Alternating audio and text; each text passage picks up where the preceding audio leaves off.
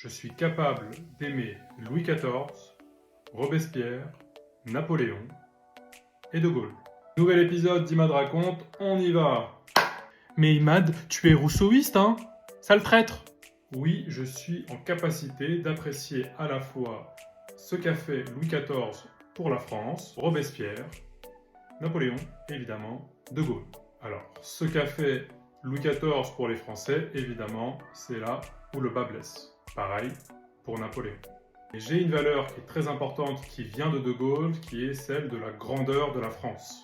Malgré ce qu'a pu commettre d'horrible Louis XIV, notamment avec les dragonnaux, notamment contre les protestants, ou plus tard avec Napoléon, avec l'abolition de l'esclavage qui a été remise à ce moment-là par Napoléon, je considère que malgré tout, ces personnages ont amené quelque chose de grand à la France.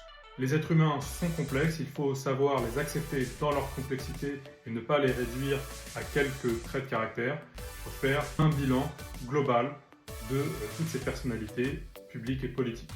Allez, on touche directement au point Godwin. Et Hitler alors? C'est la grandeur de l'Allemagne? Et à cela, je réponds que Hitler représente tout ce que je ne suis pas et tout ce que je déteste. C'est l'un des pires salopards et pires criminels de masse de l'histoire humaine.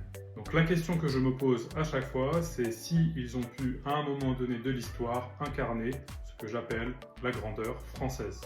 Aimer à la fois tous ces personnages historiques malgré leurs méfaits ne m'empêche pas évidemment de savoir les crimes commis sous Louis XIV, sous Robespierre, sous Napoléon et même sous le général de Gaulle. Et in fine, ce que j'aime dans tous ces personnages et dans toute leur complexité, c'est toujours, on est ressorti, c'est la grandeur des arts, des lettres, des monuments, de la poésie, de la musique, des discours politiques, des combats, des luttes, des révolutions. Et tout ça, pour moi, c'est ce que représente la grandeur française. Donc soyons unis, soyons fiers de notre histoire tout en ayant conscience des crimes qui ont été commis au nom de la France. Le plus important, restons soudés et unis. Allez, abonne-toi. Vive Robespierre, hein?